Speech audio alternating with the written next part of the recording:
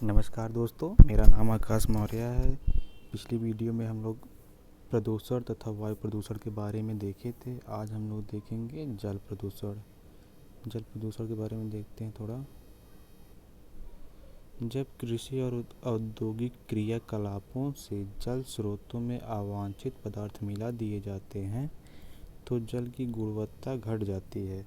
इसी को जल प्रदूषण कहते हैं। प्रमुख जल प्रदूषक निम्नलिखित हैं। पहले पॉइंट में देखते हैं पेयजल के प्रदूषण। पेयजल के प्रदूषण में आर्सेनिक आता है। आर्सेनिक यह गंगा के तटीय इलाकों के भूमिगत जल में पाया जाता है। इसी को संख्या प्रदूषक भी कहते हैं। सबसे पहले संख्या प्रदूषण को पश्चिम बंगाल में देखा गया। इसके कारण ब्लैक फुट रोग हो जाता है। देखिए, आर्सेनिक के कारण ब्लैक फुट रोग होता है। दूसरा है फ्लोराइड। फ्लोराइड यह भी गंगा के तटीय इलाकों के भूमिगत जल में पाया जाता है। फ्लोराइड युक्त जल पीने से फ्लोरोसिस नामक रोग हो जाता है। फ्लोराइड से फ्लोरोसिस नामक रोग होता है, ये ध्यान रहे। अब कैडियम देखते हैं।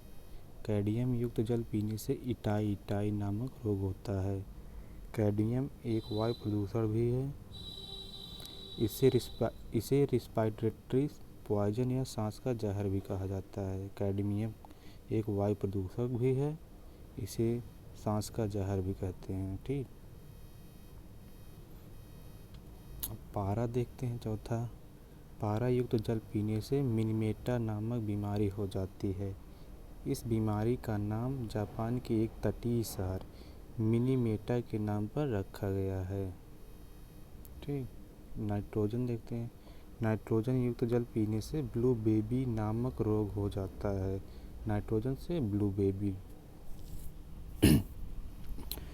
क्लोरीन से देखते हैं। क्लोरीन युक्त जल से नहाने से त्वचा जल जाती है। क्लोरीन से त्वचा जल जाती है। ठीक, अब समुद्री जल के प्रदूषण देखते हैं क्या होता है। अंततः समुद्र में ही औद्योगिक कचरे और कृषि में प्रयुक्त किए जाने वाले रसायन जाते हैं। यदि इन रसायनों में नाइट्रोजन और फास्फेट अधिक है तो समुद्री जल की पोषकता बढ़ जाती है। ऐसे में समुद्र की सतह पर बड़ी मात्रा में शैवालों का विकास हो जाता है। इसी को शैवाल ब्लूम कहा जाता है। शैवाल ब्लूम के कारण सूरज की रोशनी गहराई तक नहीं पहुंच पाती। इससे जलीय जीव प्रभावित होते हैं। शैवाल ब्लूम के अलावा समुद्र सतह में प्रवाल ब्लीचिंग की समस्या होती है।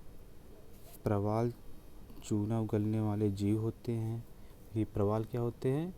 चूना उगलने वाले जीव होते हैं जो समुद्र में कॉलोनी बनाकर रहते हैं। इनका मूल रंग सफ़ेद होता है, लेकिन एक सुरक्षा कवच के रूप में शैवाल इन्हें घेरे रहते हैं, इसलिए ये हरे दिखाई देते हैं। ठीक, अब देखिए इससे क्या हो रहा है।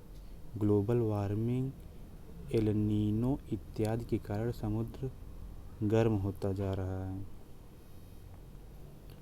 और समुद्र के गर्म होने से शैवाल प्रवालों से अलग हो जाते हैं, अतः प्रवाल सफ़ेद रंग के दिखाई देते हैं। इसी को प्रवाल ब्लीचिंग कहते हैं। ठीक, प्रवाल का रंग मतलब सफ़ेद दिखाई देने लगता है, इसी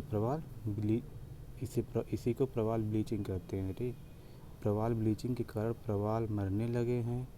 इससे समुद्री जैव विविधता पर संकट आ गया है, क्योंकि प्रवालों जैव विविधता की दृष्टि से समुद्री वर्षा वन कहते हैं। प्रवालों को जैव विविधता की दृष्टि से समुद्री वर्षा वन कहा जाता है। ठीक, अब देखते हैं गंगा जल के प्रदूषण। गंगा जल में सल्फर पाया जाता है। बैक्टीरियोफेज नामक एक बैक्टीरिया पाए जाते हैं जो गंगा की गंदगी को खा जाते हैं। सल्फर और इस बैक्टीरिया के कारण गंगा का जल खराब नहीं होता, यह स्वच्छ निर्मल बना रहता है। इधर के वर्षों में गंगा जल में बड़े पैमाने पर शुगर मिल और चमड़ा उद्योग का कचरा मिलाया जा रहा है। वाहित मल मिलाया जा रहा है, लाशें फेंकी जा रही हैं। इससे गंगा जल में वायरस पैदा हो रहे हैं।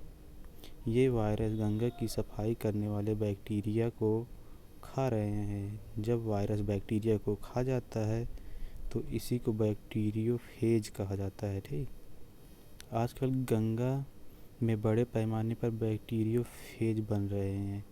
इससे गंगा मैली होती जा रही है। गंगा की सफाई के क्रम में कुछ योजनाएं लाई गई है सरकार द्वारा। देखते हैं, 1985 में गंगा एक्शन प्लान शुरू किया गया था और 1993 में यमुना एक्शन प्लान शुरू किया गया। 2009 में गंगा को राष्ट्रीय नदी और उसमें पाया जाने वाला डॉल्फिन को राष्ट्रीय जीव घोषित किया गया है। इस डॉल्फिन को सूस भी कहा जाता है। 2009 में ही राष्ट्रीय नदी प्राधिकरण गठित किया गया था। 2014 में नमामि गंगे मिशन की घोषणा हुई। अगस्त 2016 में इसे लागू किया गया।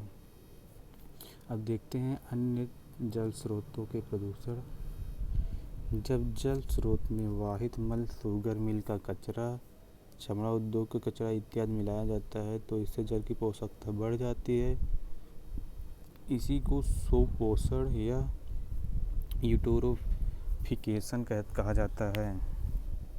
यूटोरोफिकेशन कहा जाता है। पोषकता बढ़ाने में सर्वाधिक जिम्मेदार फास्फेट होता है। जल की पोषकता बढ़ जाने से जल स्रोतों में शैवाल, बैक्टीरिया और वायरस जैसे तमाम जीव पैदा हो जाते हैं। पैदा हुए ये नए जीव अतिरिक्त ऑक्सीजन की मांग करने लगते हैं। इसी मांग को बायोलॉजिकल ऑक्सीजन डिमांड या बीओडी, शॉर्ट फॉर्म में इसे बीओडी कहा जाता है। यदि जल में घुली हुई ऑक्सीजन की मात्रा बीओडी के बराबर है या उससे अधिक है तो कोई समस्या पैदा नहीं होगी, क्योंकि पुराने जीवों को उनकी मांग के अनुसार ऑक्सीजन की आपूर्ति हो जाएगी। और यदि जल में घुली ऑक्सीजन की मात्रा बीओडी से कम है तो ऑक्सीजन की आपूर्ति नहीं हो पाएगी। ऐसे में पुराने जीव मरने लगेंगे। इसी को जल प्रदूषण कहेंगे। ठीक, यदि बीओडी अधिक है और डीओ कम है, मतलब डिजॉल्व्ड ऑक्सीजन बीओडी से कम है तो जल प्रदूषण रहेगा। ठीक, बीओडी क्या है इसे देखते हैं। 1 लीटर जल में उपस्थित ऑक्सीजन की वह मात्रा बीओडी कहलाती है जो उसमें रहने वाले जीवों की 5 दिन की जैविक आवश्यकताओं को पूरा करने के लिए पर्याप्त हो। बीओडी से संबंधित तथ्य निम्नलिखित हैं। ठीक, पेयजल में बीओडी की मात्रा 5 mg पर लीटर होनी चाहिए। नहाने वाले जल में बीओडी की मात्रा 4 mg पर लीटर होनी चाहिए। कानपुर से लेकर प्रयागराज तक गंगा जल में सर्वाधिक बीओडी पाया जाता है, क्योंकि गंगा सबसे अधिक प्रदूषित इन्हीं शहरों के बीच रहती है। दामोदर नदी में सर्वाधिक बीओडी गिरिडीह से लेकर दुर्गापुर तक है। इस क्षेत्र में दामोदर नदी जैविक मरुस्थल बन गई है, अर्थात यहाँ कोई जैव विविधता नहीं पाई जाती है।